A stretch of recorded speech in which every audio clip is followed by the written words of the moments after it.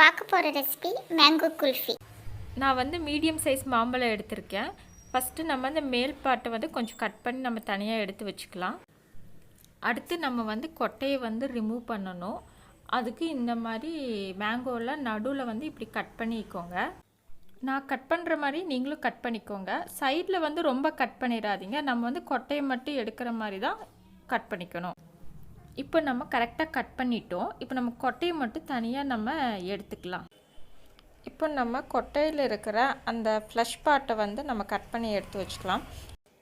நம்ம எடுத்து வச்சுருந்த அந்த மேங்கோ ஃப்ளஷ் பார்ட்டை எடுத்து மேங்கோக்குள்ளே போட்டு சைடில் ஃபுல்லாக நீங்கள் அப்ளை பண்ணி விட்ருங்க. இந்த மாதிரி நல்லா அப்ளை பண்ணதுக்கப்புறம் நம்ம க்ளோஸ் பண்ணிவிட்டு கொண்டு போய் நம்ம ஃப்ரீசரில் வச்சிடலாம் இந்த மாம்பழத்தை.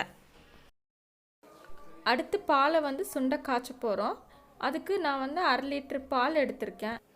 இப்போ நம்ம ஒரு கரண்டி எடுத்து நல்லா மிக்ஸ் பண்ணிகிட்டே இருக்கலாம்.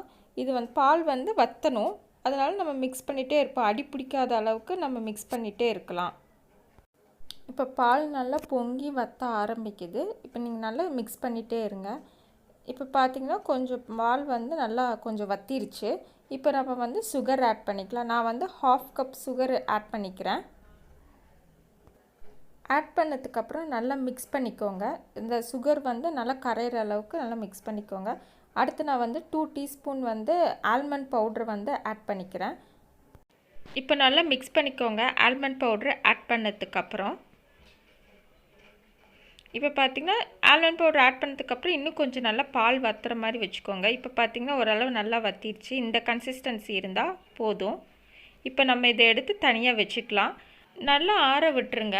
ஆறினதுக்கப்புறம் நம்ம ஃப்ரீசரில் வச்சுருந்த மாம்பழத்தை எடுத்துகிட்டு வந்து நம்ம ஆறின சுண்டை காய்ச்ச வச்சுருந்த பாலை எடுத்து நம்ம மாம்பழத்துக்குள்ளே இந்த மாதிரி ஊற்றிக்கோங்க.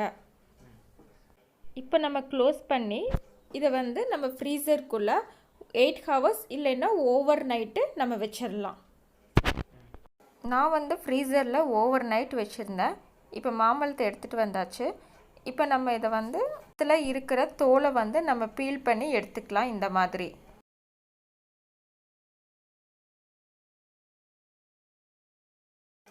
இப்போ நம்ம தோலெல்லாம் பீல் பண்ணிட்டோம். நெக்ஸ்ட்டு இதை வந்து நம்ம பீசஸாக கட் பண்ணி வச்சுக்கலாம். இந்த மாதிரி சிங்கிள் பீசஸாக நம்ம கட் பண்ணிக்கலாம். நம்மளாம் குல்ஃபினாலே குச்சியில் தான் இருந்து நம்ம சாப்பிட்ருப்போம். இது வந்து டிஃப்ரெண்ட்டாக நம்ம ட்ரை பண்ணியிருக்கிறோம். இது வந்து வீட்டில் ட்ரை பண்ணிவிட்டு எப்படி இருந்துச்சுன்னு நீங்கள் கமெண்ட் பாக்ஸில் கமெண்ட் பண்ணுங்கள். இப்போ நம்ம இதை வந்து ஸ்லைசஸ்லாம் பிளேட்டிங்கில் எடுத்து டெக்கரேஷன் பண்ணிக்கலாம். இப்போ பிளேட்டிங்கில் வச்சதுக்கப்புறம் நாங்கள் வந்து கொஞ்சம் நட்ஸ் ஆட் பண்ணியிருக்கோம். உங்களுக்கு பிடிச்ச மேங்கோ குல்ஃபி ரெடி.